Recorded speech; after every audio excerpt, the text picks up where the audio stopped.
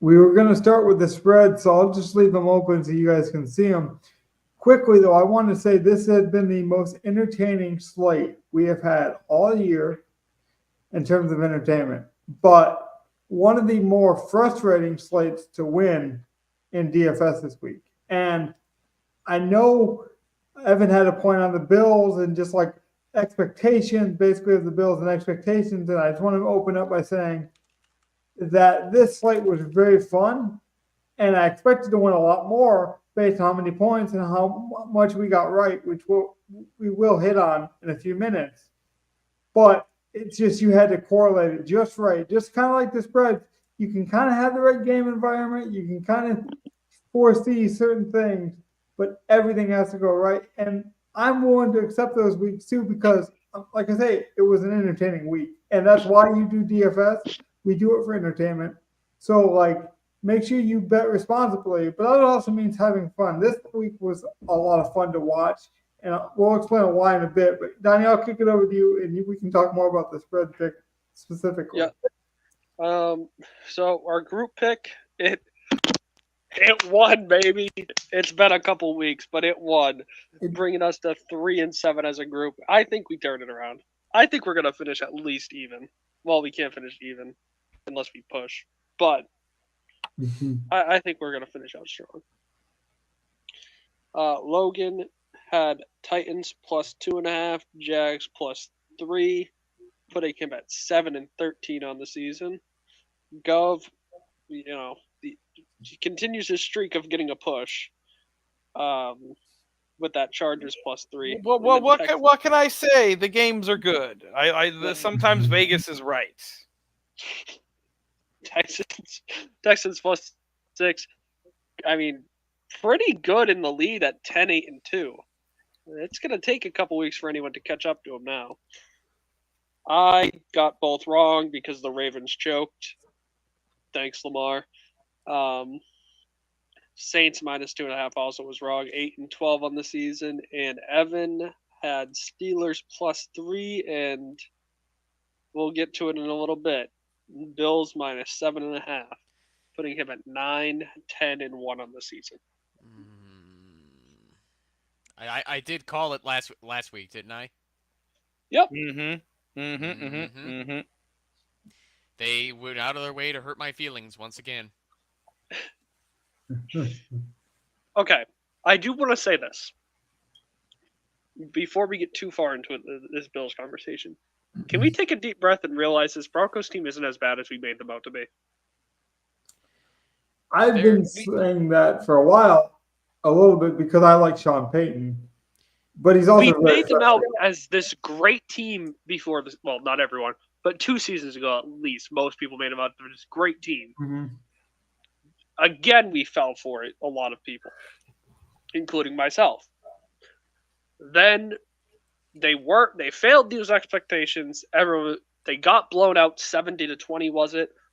Everyone just was all out on this Broncos team, and honestly, they've been playing good football.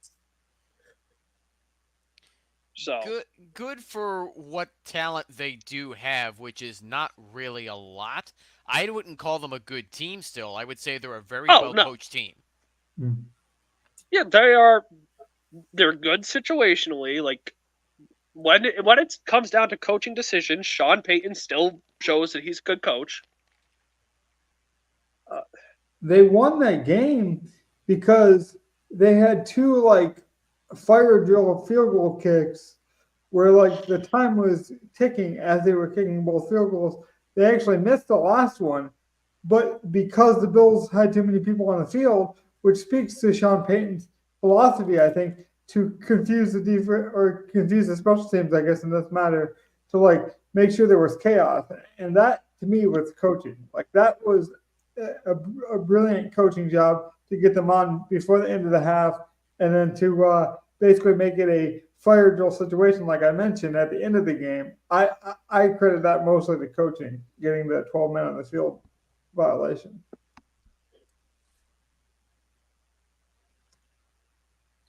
I agree with that. That's just a coaching error right there. Yeah. But Buffalo's offenses look sort of weird for the last couple of years. Listen, Buffalo's offense has always been so reliant on Josh Allen. Agreed. But Josh Allen is so turnover prone. Also agreed. But I think and before he got away with it, most NFL fans knew Josh Allen's way too turnover happy. They were getting away with it before. Teams are capitalizing. The offense is different now. No OC in there. Mm-hmm. It's not the same. Well, another new OC in there, I should say, because I think it is the same.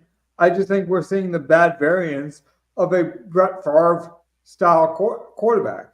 Like, we are seeing the dark side of Josh Allen.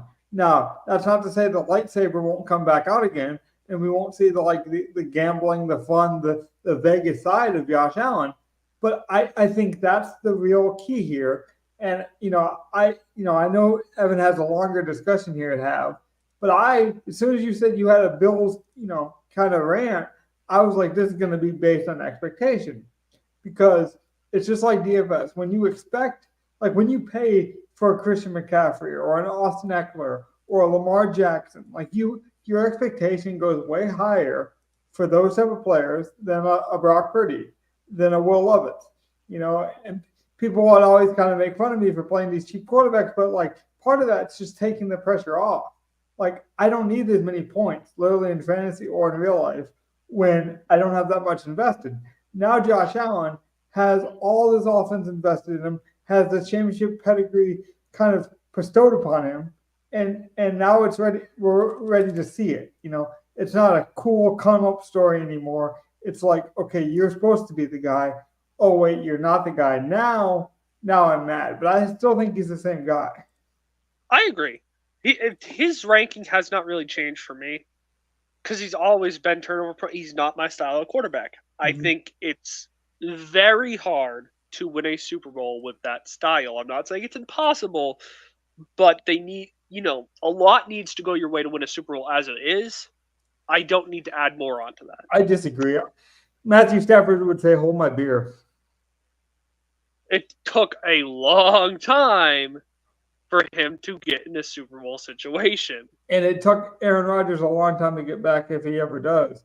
Not talking about injury. I'm talking about Super Bowl. Like, that's what I'm talking about, expectation. I think we should let Evan get back at it, because I can tell he's fighting at the fringe to get in here. Okay, so this Buffalo Bills game we all sat through last night was such a typical everything going wrong Buffalo Bills style of game. Kind of reminds me of the Tennessee Titans in a way, where just everything goes wrong for them and they play down to the competition and they end up losing. And then in other games where they're not expected to win, they end up shredding it. It was only inevitable that I'm not surprised to see Ken Dorsey finally terminated as offensive coordinator. The play calling has been just shoddy at best all season long. And they couldn't even get Stephon Diggs the fucking ball last night, which I didn't understand how that's the case when your best cornerback on the Denver Broncos is Patrick Surtain. Now, that's not to say that this defense that the Broncos has is bad or anything that poo-poos their defense, because they still have a very good coach that Vance Joseph is still doing a halfway decent job with making the most of it. But Stephon Diggs goes 3 for 5 for 34 yards last night. They're paying this fucking guy $24 million a year, and you can't get this guy more than 5 fucking targets. Like, I don't understand Sean McDermott's coaching style and why he's okay with this. Blaming the offensive coordinator is at least a piece of the puzzle, but this Bills team, I mean, you can tell by my tone of voice, I'm very hurt by this, because I keep picking them, and then every time I pick them in the spread, they fucking lose. They lost to the Patriots, man. I don't want to hear Josh Allen as a turnover-prone quarterback. I don't want to hear that this is at least still a good team. It's not a well-coached team. And Josh Allen, yeah, the interceptions are there, but guess what? Patrick Mahomes threw 13 and 12 interceptions in 21 and 2022. Nobody calls him a turnover-prone quarterback. But Josh Allen throws it roughly the same amount of interceptions in those years, but everybody's calling him turnover-prone because he takes more rushing carries. Running backs go through the same bullshit. He's a top 5 quarterback. I want to see the Buffalo Bills get some fucking coaches in there who know how to run an offense. Well, The getting thing rid of with Ken Allen Dorsey is going to fumbles. help that. So Definitely, yes. Yeah. He had to go. And now, of course, I don't know if you guys saw the drama on this, but Stephon Diggs now has a deleted Instagram story that allegedly an unnamed member of the Buffalo Bills told him put on a Broncos jersey if he wants to get the ball more. So the rumors are now flying about Diggs that, oh, he wants out of the Bills. He wants to go join his brother Trayvon in Dallas. So that's going to be NFL headlines for probably a long time. And honestly, who cares if it's... I pulled it up. No, go ahead, Doug. I just want to point out. I pulled it up just to see exactly what it is. Josh Allen has like almost 10 fumbles a season. Last year he had 13 fumbles in the season. Like that's a big difference between, you're throwing 15 interceptions and then losing the ball 13 times. Like that's a lot of turnovers. I don't even think calling someone turnover prone is necessarily a bad thing, as long as it fits with what you're trying to do and you have the offense and you have the expectation to kind of live with the results. Because Right. like And that's why I don't. Yeah. Sorry, go ahead, Logan. Sorry. No, that's why. Like I would call Patrick Mahomes a turnover, a driven quarterback at times, but the high upside of that is he's going to throw you a 60-yard or 70-yard bomb where some quarterbacks just can't complete that. It's the same thing with Lamar Jackson. It's like he isn't going to be the most accurate quarterback, but he's got the legs. He's got the legs and that kind of offense fits what he's doing if you employ the right offensive coordination. The problem is all the coordination is off. And whether the feathers of his Instagram story, whether somebody told him that, the problem is when those stories start to seep out, whether it's true, whether it's two guys just mad at each other, whenever that clucking starts to happen, there's a problem in the locker room. And that I think we can all agree on. Absolutely. Yeah. Mm-hmm. Yeah. And the only reason I don't like counting fumbles for any specific player is that sometimes they lose their balance, and then as they're already going down, the ball just falls on their stomach and they get it immediately right back. And it still counts as a fumble, just not a lost fumble. So I like to not tread too heavily on the whole turnover-prone narrative because everybody loses the football at some point. But the Bills don't lose because of Josh Allen turnovers. They lose because McDermott doesn't necessarily give the right advice as a coach. Not advice. He doesn't necessarily outcoach the competition. And that's why they haven't gone to the Super Bowl yet. Okay. Well, let me go deeper into it then. Like, Mahomes is also throwing 100 more passes this season than Allen, and having this a little less interceptions still. So that's it's different. It's a little different. They're not the same style of quarterback. Absolutely, we can agree on that. And I think it was 2021 when the Bills were coming out and saying, "Oh, we want Josh Allen to take less rushes." And then what happened? He took 122 rushes. He's worse. He's worse this year because they're not letting him move around as much. I will say that. He's got 48 rushing attempts so far this season over the halfway point. So I don't know if he's even going to reach 100. Yeah, and that's just disservice to how talented he is. Like, I get it. You're trying to preserve his career maybe, but right now, if he feels like he can handle it, I think you should let him because he gives you the best chance to win. If you're not giving him the running backs to win, you should have went out and traded for Jonathan Taylor then. I'm sorry. Or get Leonard Fournette on the active roster. I don't understand why he's still on the practice squad. I want to get Gov back in here because I think like he has a really good DFS kind of mind like me, and that's kind of I think what you guys are arguing is exactly this. Like you're saying fumbles don't matter as much to you, and Donnie's pointing out evidence. And to me, it's kind of like when you build a DFS lineup. Is Kenny Pickett ever going to be as good as Josh Allen? No. But the prices are probably never going to be anywhere close. And sometimes when we pick a DFS lineup or you build an offense, you have to build it for what your team is. And that's why Stephon Diggs works because you put up – he was a diva with the Vikings. He has that mentality, but a lot of wide receivers that are number one guys are. And now that they're not winning, of course, you're going to see some of the more negative sides of that as well. So, like, there's that emotion, there's the but I just find it so annoying when people do this, and it's a lot like DFS results at the end, like we're doing now with our review show.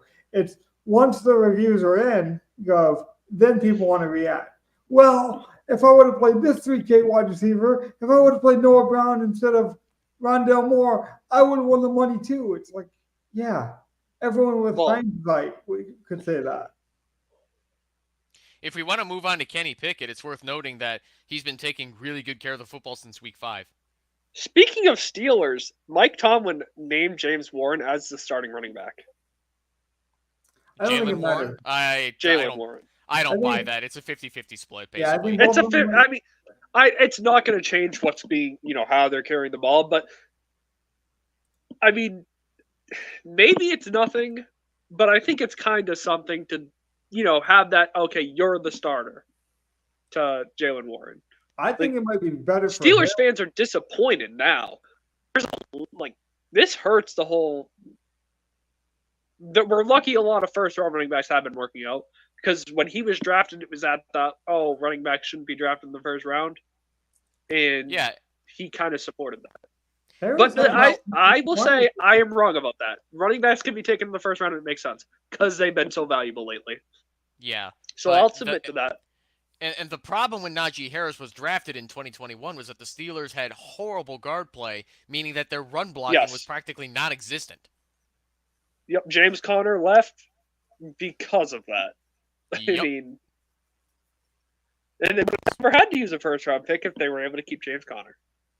But yeah, well, here we are. That's Steeler football for you. Keep Matt Canada, right? They're gonna make the fucking playoffs. Just you wait. Mm-hmm. They are probably on their way. Tomlin's gonna have a plus 500 record, and they're gonna be like the 7th seed. Here's just I know we're reviewing today, but here's a preview for the Bills' remaining schedule at 5-5. They play a tough Jets team that they've lost to. The Eagles, the Chiefs, the Cowboys, the Chargers, a Patriot team that they've lost to, and the Dolphins. Realistically, they could lose 5 of these next 7. Yeah. I think it was ESPN that somehow reported that. I think I literally just put my fingers up and have them going like 3-4. Mm-hmm. I think it was ESPN that also reported that their playoff chances now are down to something like 33%. Yep, they have a 71% chance to miss the playoffs, 71 point something or whatever, based on their metrics, which I think are complete BS. Like, I think it's stupid to go by that. But agreed. It's there. It's there for sure. Yeah, I still think they're beating the Jets, but I'm not gonna keep holding my hat on that because they've let me down before. Right. I think they could beat the Jets, the Bills, the Patriots, and the Chargers. The fact that, Donnie, you said they could beat the Jets kind of tells you where they're at. And a couple weeks ago, I had a chance to look at make the playoffs, miss the playoffs. This is the kind of the time of the year I like to do that. And I was thinking about betting the Bills to miss the playoffs, but it was actually more rich for me to bet an AFC team to make the playoffs that was outside. I bet the Chargers. I'm way more confident that the Chargers, even though they lost to the Lions, that's where losses don't always look the same. And we're going to get into that in our DFS lineups. You guys probably won't believe this, but you could name any of the cheap guys we talked about on last week's show, and they all hit pretty much for what they were supposed to hit, outside of Jamison Williams. But even he got 4 points, so he was teetering on actual value given his price. I mean, you look at even guys like Rondell Moore, Guyton, things like that. We hit on all those guys. It just so happened that this week was such a high concentrated, explosion week where a lot of teams were stacked that you had to have multiple pieces of those stacked games, like LA and the Chargers. Like Dallas, like this Houston-Cincinnati game, yeah.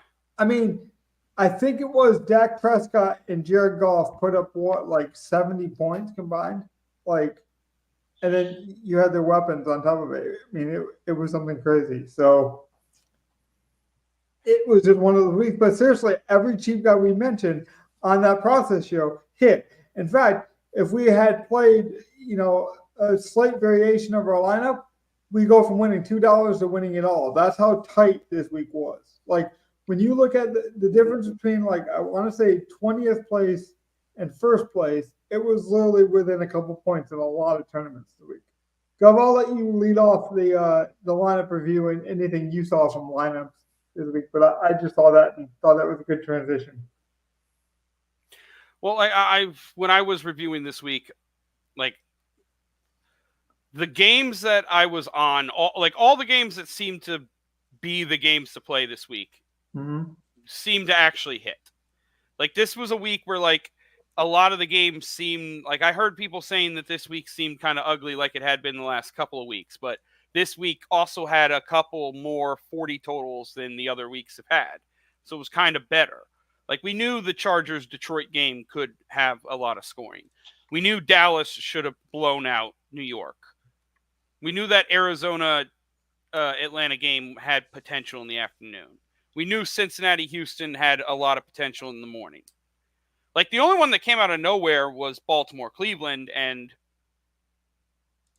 to be fair, I think I've seen that exact game where Baltimore, great defense, Cleveland, great defense, played each other on a Monday night and had like a 30-35 game. So that can just happen in that division. Mm-hmm. And I pulled up DK Live. If you're ready to view your lineup, we can do that as well. But this just shows you the amount of high scores we had that week. And like I was listening to another review, it was a fun week. And sometimes you got to admit, like, hey, it didn't go my way, but it was a fun sweat. And so, like, I've had weeks where I won more money and the sweat wasn't as fun. So I'll take weeks like this. Transparently, like, I don't want to lose. Like, that would be stupid to say. But I thought this week was a very fun week because we were on a lot of good stuff. But go ahead, go take it away again if you want. Oh, okay. So like with our lineup, like let's start with the first one. Trying to remember. This was the one where like we decided on a quarterback and then built around it, right? No, this is expensive running backs and cheap wide receiver one. Oh, right. No, yeah. Duh. Derp. Yeah. All right. So, to be fair, like ETN didn't hit, but Kamara and Montgomery getting 20 almost apiece is not really bad. Like, I think if you go to DK Live, like, be able to put those up. Like, just go to DK Live and just look at running backs. Yeah, I can definitely do that. Give me just a second to toggle. Like, so you have Brian Robinson with 30, and then Gibbs got to 26, and Singletary somehow got to 26. Otherwise, 20 wasn't a bad score at running back. So McCaffrey got 20. Yeah, McCaffrey, and they tried to feed him an extra touchdown right there at the end. Right. Multiple times. I would argue with you, McCaffrey. 20 was actually a solid score. So, like, Kamara and Montgomery basically hit. Montgomery could have been Gibbs, but, like, either one were very close. ETN was the only one that didn't hit, but, like, that could have been thought, like, San Francisco has a really good defense. You could understand that ETN is probably not going to hit against touchdowns. them. Yeah. Well, and I'll be honest, I watched most of that game, and if I was looking at the inefficiency, it was that Trevor Lawrence looked pretty, I guess I would call it spooked. Like, it wasn't like I want to say terrified. He's a grown man and professional, but there were times where I thought he could have made some easier dump offs, and he was like pressing for the big play. I said this, I think it was last week or maybe the week before that. Trevor Lawrence is one of the worst quarterbacks against the blitz this year, and it's not close. Like, he's bottom 5. Yeah. Probably bottom 3. He is not good under pressure. I think what's incredible for Trevor Lawrence, though, is that he doesn't take as many sacks as a lot of other mobile quarterbacks. I agree, but man, there is a problem with how he's playing when he's under pressure. It's a severe problem. But if we switch back to this lineup, though, how much of it do we change? I wouldn't change that much about this lineup. I would. At most, ETN, like, I would have went one more cheap running back and probably would have been Singletary, honestly, because that's pretty much close to what I had. I had 2 expensive running backs in Singletary. To be fair, Evan did say that on the show. You did mention how you wanted to pay up for 2 expensive running backs, and then you didn't know about the third one. Now, funny enough, your David Montgomery call panned out. Yep. So, but Etienne's always been a home run hitter. We know that. Yeah. And he had a tough matchup, so that's not anyone's fault. Yep. He didn't hit his home run. That's it. Yeah. Gov, any other thoughts on this lineup? No, not really, honestly. Sorry. I have a lot of NBA stuff going on, so. Oh, you're good, man. I actually had a few questions everything just hit locks for 10 o'clock, so I'm all set now. I should be. 10 o'clock. Hold on, Logan. I didn't get a chance to input on this lineup too. Oh yeah, sorry. Go ahead. So I will stand by Brandon Powell being a bad play. I didn't like it, but I went with it because I know you guys really wanted to play him just in the off chance that he hits a home run. But 7.5 points is pretty good at 32. No, it's not. That's pretty disappointing for somebody who gets 67% of the snaps. No, that's good for his price. 3,200, 7.5 points with no touchdown. I'm happy with that. There was a reason he's so cheap, though, for his case. We don't fit David Montgomery in there without Brandon Powell, though. Well, that was back before I knew we were going to do 3 running backs rather than 2. So we ended up picking Powell as a result of the Saturday show. But I still stand by Powell not being a good play. Oh, I agree in a vacuum. Like, if you're saying, like, is he a good play? But that's where we have to build a lineup. And within the construction of DraftKings, you're going to have to take some chances. Yeah, the only thing I can think we could have done is, like, I kind of wish we would have gone Noah Brown over Powell and then just gone down at tight end to, like, McBride or one of those other guys. And still got our double, still did all of that, just change it up a little bit there. I think we had that idea in a 2v2. Like, we brought that up. Yeah. Right. So, like, that could have been what we done. And then this lineup could have, like, been a lot better. It would have only been the Etienne miss at that point. I can live with the Powell Etienne wasn't miss. even horrible. Like, he needed it. Like, we knew, like, he needed a touchdown. Because, like, 4 catches for 35 was kind of what I figured he might get. But if he gets a touchdown on top of that, then, like, 15 points is much better. Yeah. Agreed. All right. Our better lineup, though. Yes. And yet the snow is there. I'm glad we brought this up because there's a really good metric I got to hit before we finish this lineup. But I'll let somebody else start. You know, I didn't even realize Keenan Allen had that good of a day. Like, I had no idea.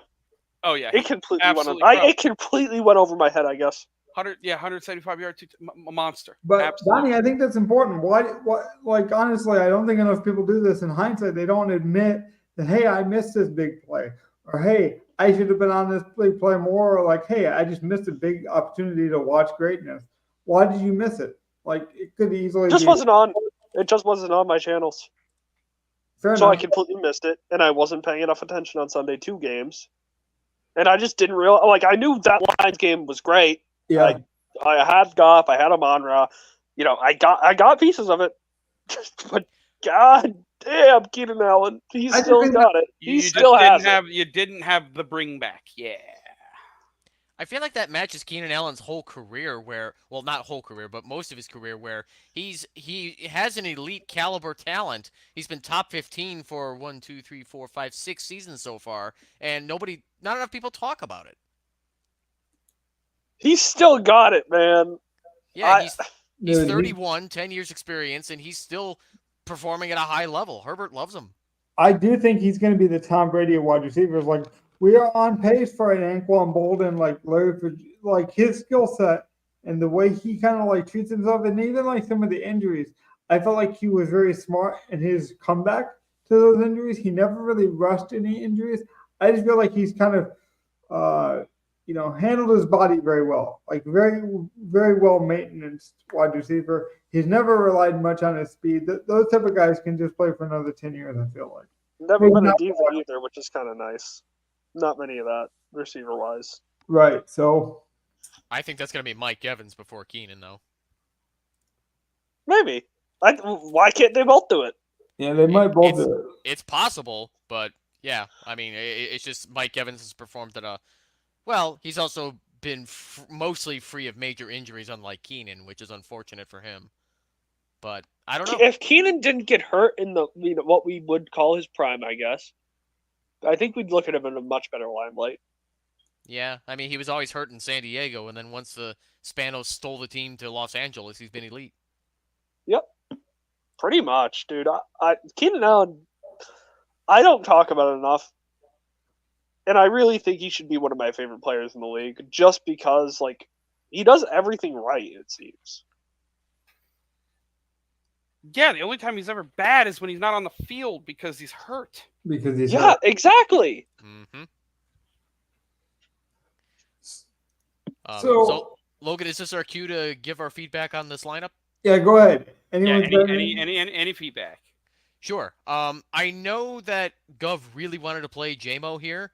I get it because he killed me all weekend. He killed me all week. Trust Yeah. me. Me too. Yeah. He's got the boomer bust. Should have just played Noah Brown. He's got the boomer bust aura He did. to him because he has shown flashes of that where he can just all he needs is just one good catch for like 40 to 50 yards and a touchdown, and then bam, he hits. But he doesn't have that. I hate the way Campbell is using Jamison Williams, and that's why I was out on him on Saturday.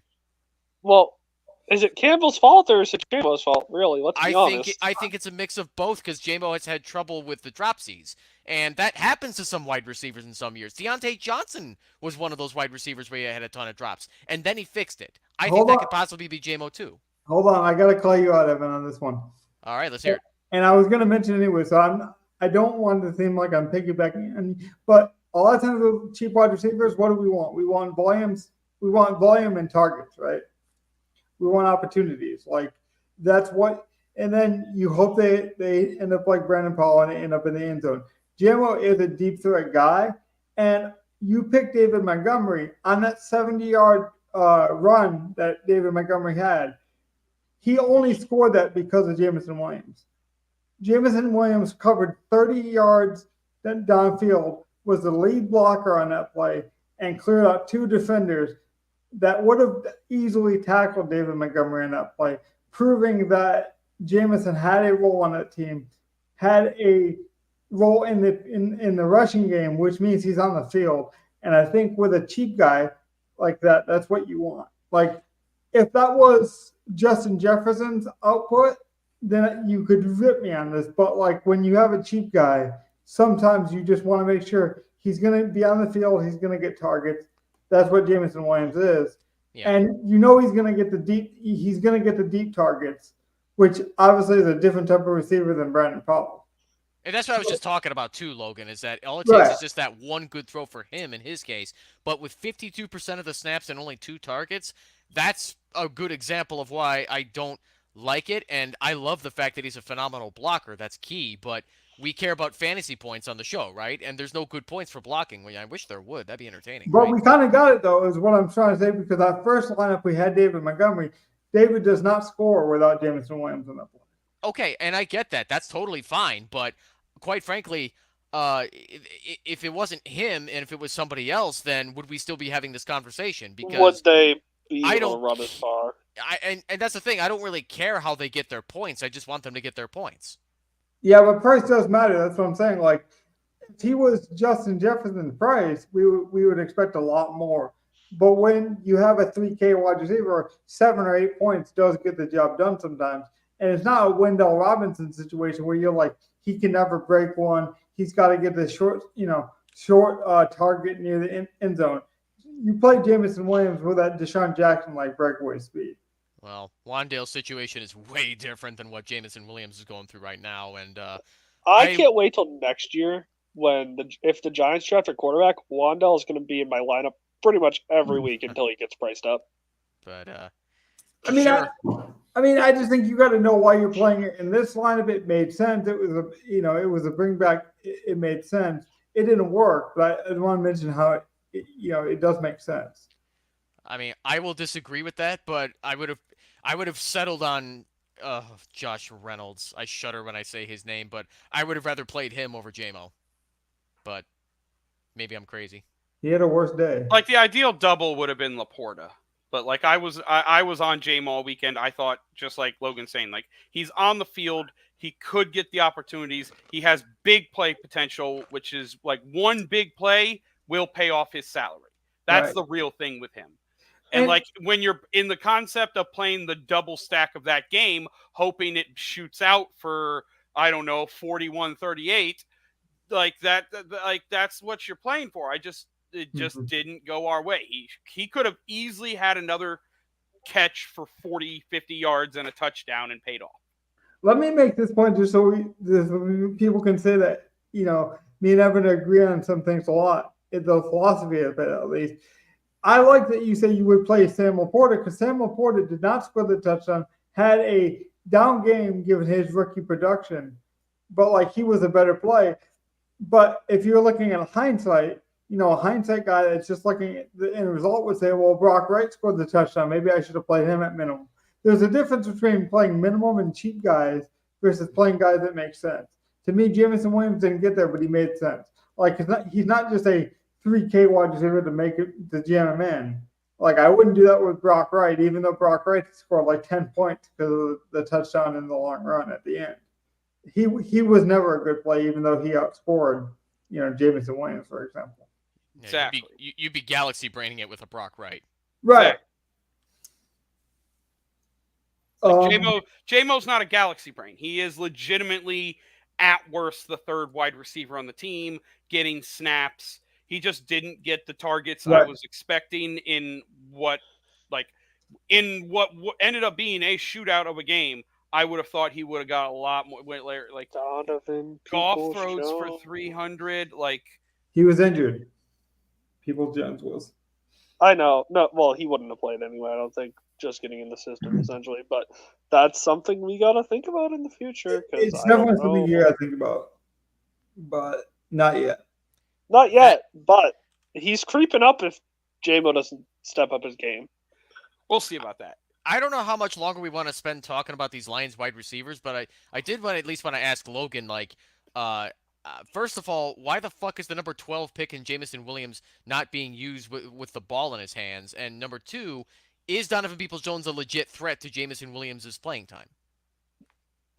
I would say he's a threat because Brad Holmes basically said that like they got Peoples-Jones because the way he described Peoples-Jones is exactly how he describes Williams. So he's basically saying their roles are the same or very similar. And you can just look at the production and realize they're disappointed. Whether you can say they should have used him differently or not. And like, obviously, if they wouldn't use him correctly, his price is, $5,500 by now. He's a Tank Dell price. And then maybe we don't play him all year.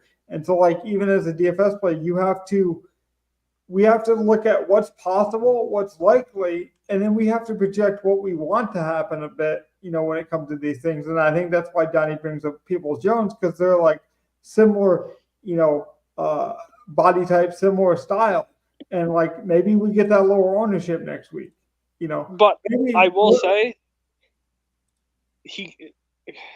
Evan has a great point. Like, why do we not just get the fastest player on the field the ball in some capacity when we know he's good with the ball in his hand? I mean, geez, at this point, put him on special teams and let him just see if he can do anything there. Get him the ball. Donnie, we don't even got to make this a Lions conversation. You could say that about a lot of cheaper guys that are at this range, and I think that's why you play guys like that. But to go back to Jameson really quickly, Herman Moore, the Hall of Famer for the Lions, basically made that point a couple weeks ago. He just said, give the guy a jet sweep, give him a screen pass, get the ball in his hands just to get his confidence up. I think that's definitely possible. I did want to mention, though, really quickly, and, if you guys got anything else about this week, you can mention it, but, Yeah.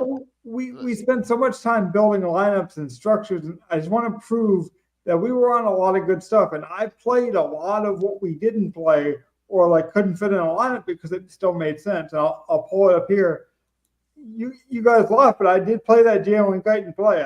So when I say things on the podcast, I'm not always going to fit them in a lineup. I'm not always going to play the best, the highest contest.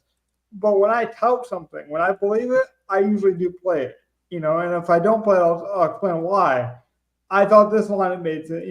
I'm sure go play.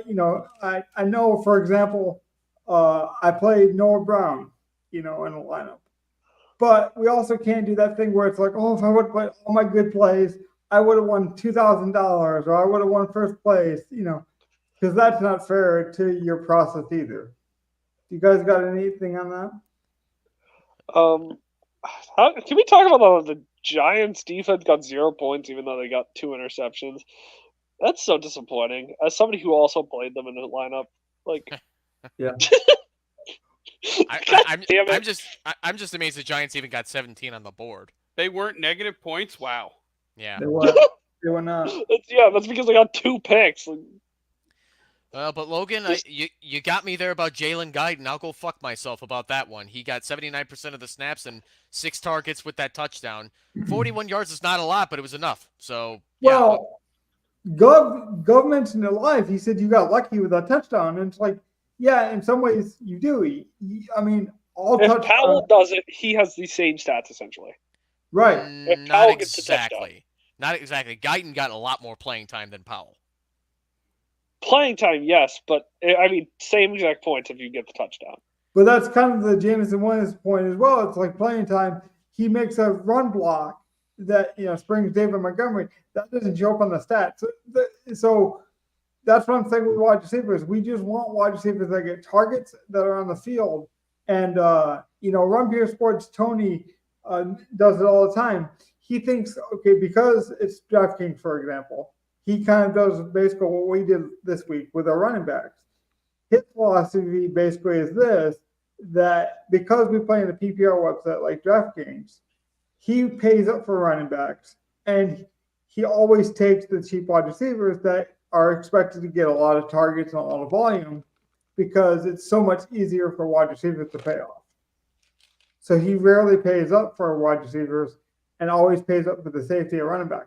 Now, is that always going to work? No, but I think that speaks Tony to Pollard. Well, yeah, and I think Tony Pollard's a good play. In fact, I played him in 88% of my lineups. That's probably why I lost this week, But I still think it was a good play. I would still play him next week because next week he's Bijan Robinson price, and you got to be willing to kind of digest some of that nastiness. Well, next week Powell is going to be still 7K ish. Who's going to be 7K? Pollard.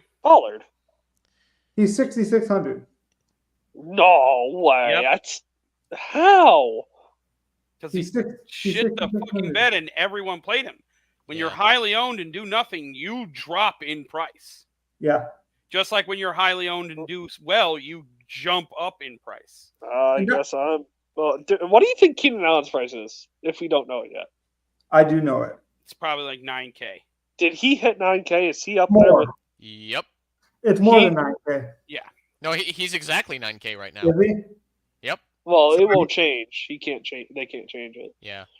So there's 2 9K players right now: McCaffrey and Keenan Allen. No more than that. No, there's Diggs, Lamb, and Tyreek also at up. Diggs and Lamb are also 9K. Yeah. Okay.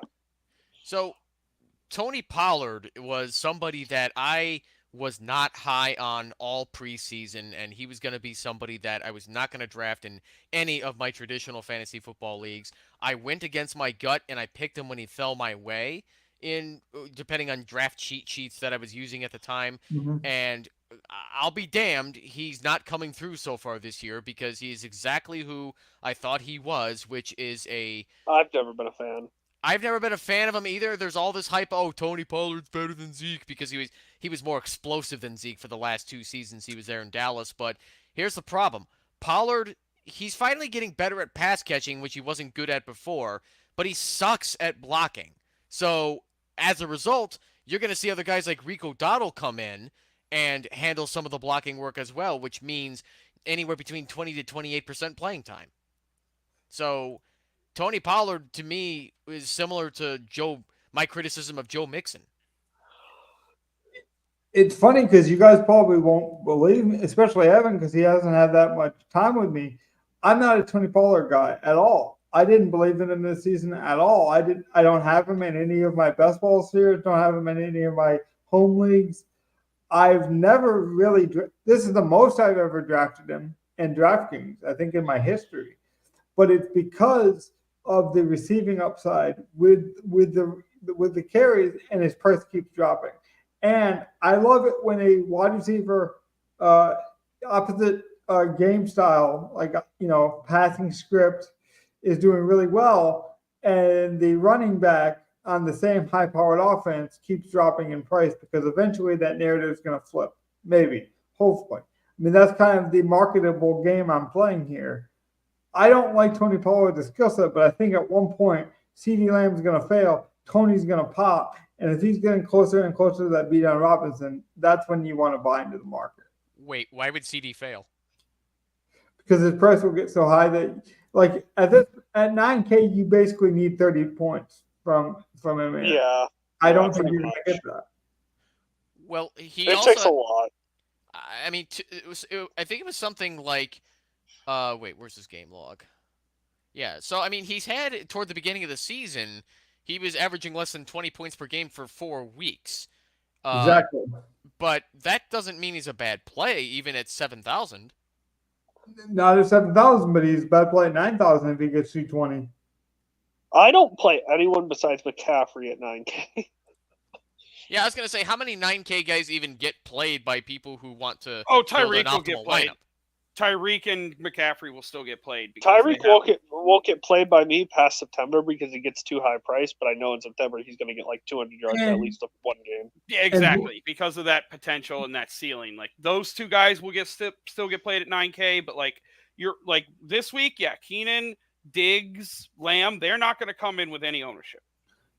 I agree with that, but there is an exposure level to like high marketable teams like the Cowboys. They do tend to be over-owned because of the fandom, and especially, I don't know, maybe I'm wrong, but I always think like teams that play on Thanksgiving that year also like that exposure level. We also got to consider that they got a quick turnaround on Thursday.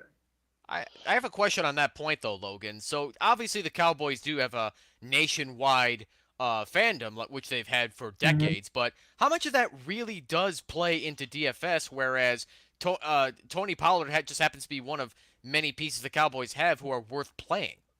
For me, not a lot, but I've kind of went back and forth with some people we know in some of those Discord channels, and I don't know if me and Gov have had this conversation, but I've always been of the idea that there's a lot of stupid DFS players. Like there's no, that's not fair. Sorry. There's a lot of casual DFS players.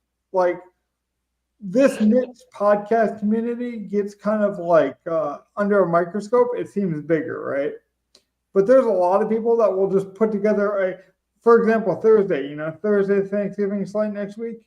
There's gonna be a lot of people traveling. They'll throw together a lineup in 15 minutes in between trips to the bathroom and refills on a plate of turkey. I truly believe that. Some people don't actually think that the market's that inefficient. I do. Here's the thing. I do think having a fandom matters. Like for Tony Pollard, I'm sure that helps his ownership a bit. Because, like, I know with me, I don't like showdowns. But if it's the Patriots, I'm involved in it because I feel like I know more.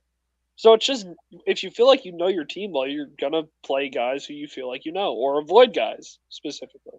But Donnie, that's smart. That's called an edge, buddy. Now, right.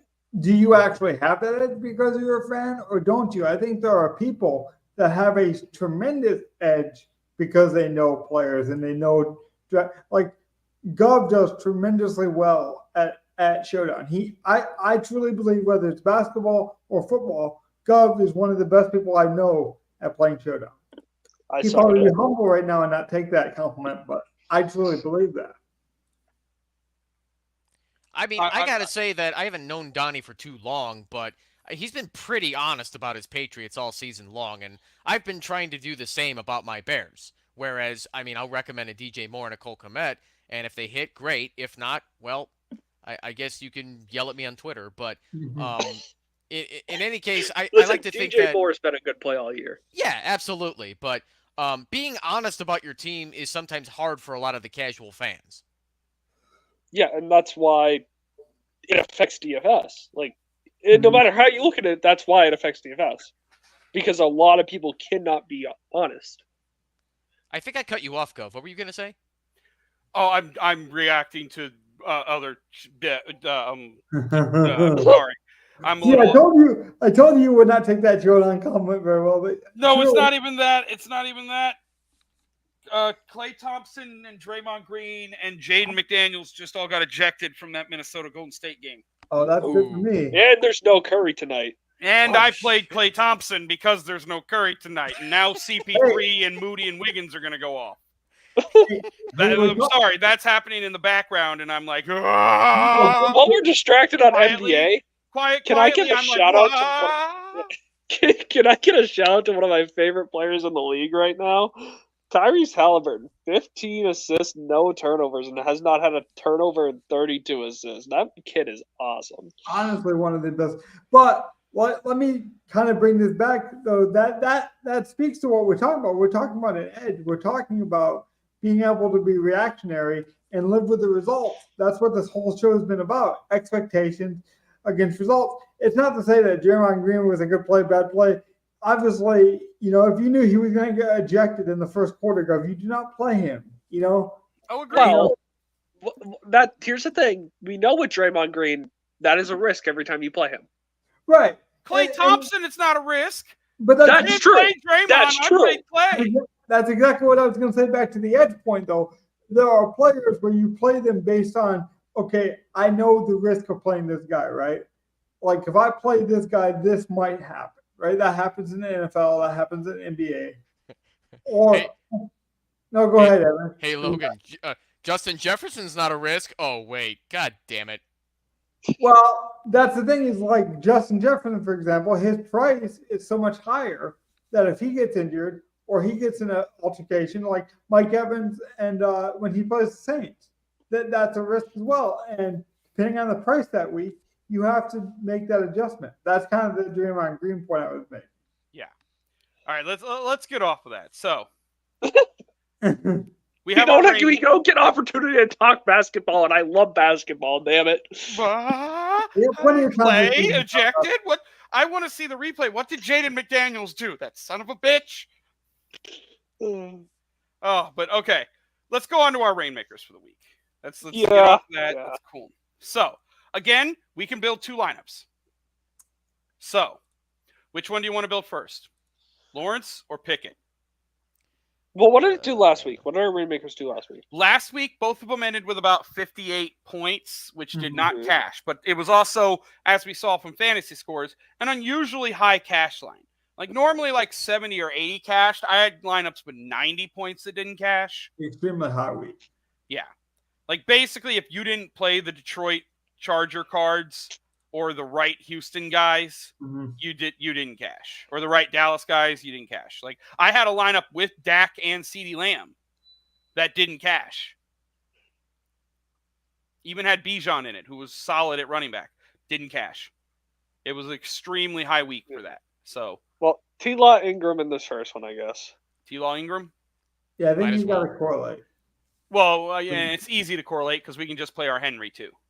Yep. Yeah. Oh yeah, they are playing Tennessee. Perfect. Especially in Rainmakers because it's harder to correlate because we're not just picking on a salary basis.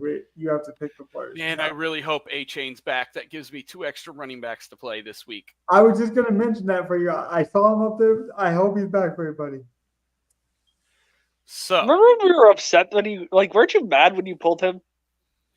I was mad that I had 2 of them. I'm like, why do I keep getting these? And then all of a sudden he's played and smashed. I'm like, oh, this is going to be my best Rainmaker. And then he's done 3 weeks later. I'm like, oh, God, what the fuck? Now he's going to come back and probably smash for 3 weeks. And I'm going to be like, oh, yes. And then I'm not going to have him for the playoffs and be like, oh, fuck. But, Gov, that's a good point, though, because you had Nick Chubb and had higher expectations. And he's not going to come back. Obviously, you wish he could, but he's not. He just had a second surgery that was successful. Good He's for on him. his but way to sad healing, panda. baby. Good for him. Sad panda for me. Exactly. All right. So, what's your next favorite game on the slate? And see if I have cards for it. So let's just do it that way. I don't know this slate, man. Yeah, let me look at that. Because like real when quick. it comes to the cards we personally have, all we basically have that we can play is a Mingo. Ooh, Because I got everyone one. else is on bye or on a different slate. I do like that Dallas Carolina. I do like. think- Sorry, go ahead. No, I was gonna say Mingo has gotten 6 targets. If we want a piece of that Cowboys game and most people won't play it, maybe that's a way to get a part of that game. I don't mind Arizona Houston. I was gonna say Chargers Packers probably is gonna be a shootout. I do like that one too. Is the Chargers Packers game on like Monday night or something? Or It's Sunday 1 night? o'clock. No, it's a normal game. What do you know? It's 1 o'clock. It's one of the few 1 o'clock games that the Chargers have this year. I don't Ooh, think I have Cardinal- a single Charger or Packer. Oh no. Cardinals I have Texans Jordan could be Palmer. a good one. Yeah, the Cardinals Texans could be a good game because with Murray back, they did look a lot better. All right, so let me think. Cardinals Texans. Who do I have? By the way, Murray had 17 points, and literally they subbed him out to give Clayton Tune a rushing touchdown at the 1. If Murray I have Robert Woods. If we'd like to use a Robert Woods. I'm not terribly mad at that. Yeah, it's It's He's an option. he gets more than 60% of the snaps. That's a good option. I still think Mingo getting 6 targets, getting a piece of that Dallas game I'd say we play both. I mean, would be good. I mean, are we confident the Cowboys aren't going to kill the Panthers too? I'm not I think confident the in anything Panthers will give them. nowadays. Yeah, I think the Panthers could give them a little bit of a run. They could, but like there's gonna be pass attempts in that game, Evan, Yes. because the Cowboys should be up. Yeah, and Mingo definitely should at least get anywhere between 5 And and 7 honestly, targets. we saw last week, even though the Cowboys were up by like 30 points, they were still throwing to Dak Prescott. So like they want to prove a point, I think, to the league this year for some reason. Throwing to Dak Prescott? That'd be amazing. Well, it does happen. Or Marcus Mariota completed a touchdown CeeDee Lamb, pass to him. sorry, he does have some wheels, but I meant CeeDee Lamb. Yeah, that's a good point too about Mariota. He does throw to himself. Brett Favre's first career completed pass was to himself. Well, it was an This- interception technically. This week I was asked. No, on I said Twitter- completed career pass. Okay, yeah, completed, sure. I mean, I count interceptions as those, but that's Not how That's a those ball work. that can touch the ground. Yeah, that counts as a completion. Okay, we buffered enough for the second lineup. What do you got, Go? All right, so All right. this second one we start with Pickett Pickens. Yes. All right, now Can we borrow your Johnson again too? the Deontay. I have no problem doing the. Do you really want to double against Cleveland? No, not against Cleveland. I was gonna say I'll let you guys use my Jerome Ford as a bring back. I definitely I want to don't do like that. this game at all, but yeah, do it. God Pickens damn it. Pickens did kick ass against Cleveland's secondary in week 2, though. Oh, well, good for him in week 2. Do And you he's think he got can the- do it he's got- again? Yeah. He's got the greasy wheel narrative. He basically said, like, give me the ball more or there's going to be problems. Like, he was pretty direct about it. I forget the exact quote, but he said something about problems and, like, give me the ball more. So, Pickens is due for a rebound anyway. He's been getting 5 targets, no more than 5 targets for the last 3 weeks. so what Yeah, else? I don't hate that. All right, What so else do you let's like this week then, Donnie? Since we have to borrow from our good man Gov here. Any other? Can you show me the rest of the games on the slate, Gov? Just hit that arrow. Oh. Seattle Rams should be good. I have Yeah. a Tutu Atwell I think Seattle Rams is going to be sloppy and everyone's going to hate it. or a Ben Skoranek. Uh, Oh, there's actually a Puka for sale now. That's not like $55. What do you know? Stafford has a good chance to come back too. Cup I would, is He does still, have a good they chance to left play. the superstar status on Cup, and he is still cheap as fuck. $250. Like, oh wow! I feel like you Yeah. got to grab him for that. Like if I we would had def- if we had won any money this week, that would have probably been the grab. Would have been to go get a Cup. I might grab that on my personal account, to be honest. especially if I want A to wait. lot of the stuff in this game is kind of cheap. All the Blockett, Metcalf are both under $1, and Jigba's 85 cents. And Yeah. I'm not a fan of Jigba. I never was. You? But I for don't ADP, mind Tutu. What's Tutu's snap count at? Do we know? Is he still getting the snaps? He is getting a lot He's of at work. least getting third wide receiver work. Like I said, it's all All right, we need dependent to- on I was about to say, I just got a text. We need to finish this so I can head out. All right. So What do you guys feel? personally, for pure strength, for me, Yeah. just take one of my Garrett Wilsons because he's almost a guaranteed Okay. 15 points a week, Another greasy wheel narrative, by the way. Yeah. and then David Montgomery against Chicago makes sense unless you're playing him. I was going to use him. Yeah. Same Okay, thing with my but what about Same Foreman? thing with my Pollard. Foreman? I don't know. if Foreman's you probably want going to lose a lot of snaps with Khalil Herbert coming back. True. Yeah, Oh, Herbert I wasn't thinking about that. You're right. Well, Yeah. Samuels or Curtis Samuel. Samuel against he's not bad. yeah. If you don't want to give Samuel, we could technically do Greg Zuerlein. We know that the Jets team does not score a lot, but they can move the ball a bit. I have no problem doing the Samuel.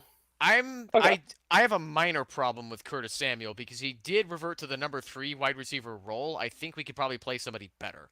But Dotson also had a shit game last But we week. also don't want to take we all know the- that they love to use Samuel. He's a Ron Rivera guy. True, If he's but healthy, I have no problem using him against the shit Giants. The fair point, though, Gov. He still got 6 targets last week. true, and he still saw 51% of the snaps, which is not completely terrible. Right. I would prefer to play Dotson, but I know these cards are. I'm not as familiar with. I don't because know we exactly gotta play have those. a Dotson Yeah. right now. I have a Samuel. Dotson's probably Yeah. cheap, though. We could go back to Mingo as well. It's Antonio also- Gibson. I'm fine with Mingo. I already put Mingo in the other lineup. Oh, Did you? oh. Okay, Logan I forgot about that. But let's just go Samuel for the sake of time because I know you got to get Samuel out or Tutu, one of the two. Okay. I can always change it before the week's end, and we can talk about it on Saturday. Yep. Coming. All right. I'll see you guys in a minute. Yeah, take care, guys. Good night. How we doing? Well, he actually just left, so we can give you guys a proper send off. Man, Gov's a solid earth type of guy. I appreciate him a lot. Talk about appreciation. We are at 98 subscribers right now. If we can get to 100 by Saturday, that would be a special. Our show is going to be special anyways. We've done some great work, but if you guys can get us to 100 before Saturday, that would be really special. That'd speak to a lot of progress. That would allow me to be able to give these guys a proper thank you. We kind of made it moment. I want to celebrate these milestones, as silly as it might seem for some. I think 100 subscribers is pretty awesome because even if we help one person each week and make money, you never know. I started out playing free contests and built my bankroll that way. So never give up. Play within your means. Play for fun. Play for entertainment. So that way, when the games are good, no matter what you have on the line, there's just some extra sweat there. Just make sure the sweat tastes sweet at the end. We don't want that salty sweat. We don't want that nasty sweat. Make sure you're working out for the right reasons. Outside of that, I just want to say good night. If you guys want to say anything about the 100 subscribers we're coming up on, but other than that, that's all I had tonight. That's it for me. Yep, that's The it other for one. me as well. I'm always going to keep the faith. Go Bears. And don't just go for salty or sweet sweat. Go for Montez sweat. Go for all the sweat, Damn it! End the show.